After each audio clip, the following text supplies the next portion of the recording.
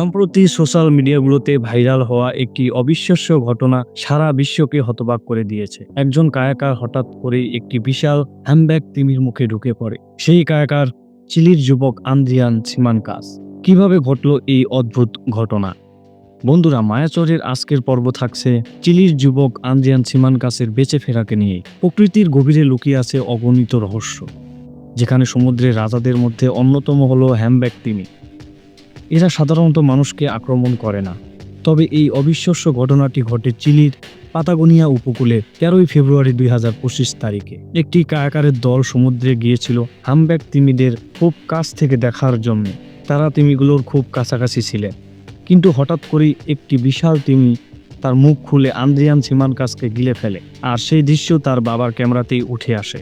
হ্যামব্যাগ তিমি সাধারণত ছোট ছোট মাছ, প্লাটন এবং কেওল খায়।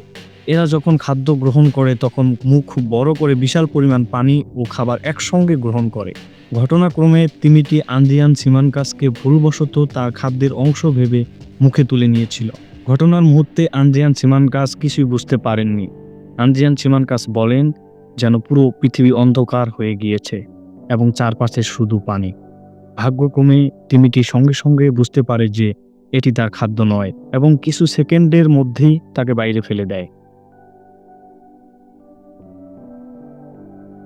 সমুদ্র বিশেষজ্ঞরা বলেন, তিমিটি ইচ্ছাকৃতভাবে কাউকে গিলে ফেলেনি। এটি শুধুমাত্র একটি ঘটনা যা খুবই বিরল। হ্যামব্যাগ তিমি সাধারণত মানুষের জন্য বিপজ্জনক নয় এবং তারা সচেতনভাবেই বড় প্রাণীদের এড়িয়ে চলে।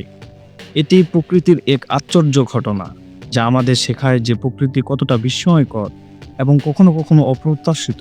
ভাগ্য ভালো, কায়াকাররা সম্পূর্ণ অক্ষত ছিলেন। এই অভিজ্ঞতাটি এখন তাদের জীবনের অন্যতম চমকপ্রদ মুহূর্ত হয়ে থাকবে। ভিডিওটি ভালো লাগলে চ্যানেলটিকে লাইক করে পাশে থাকা বেল আইকনটি বাজিয়ে দিন।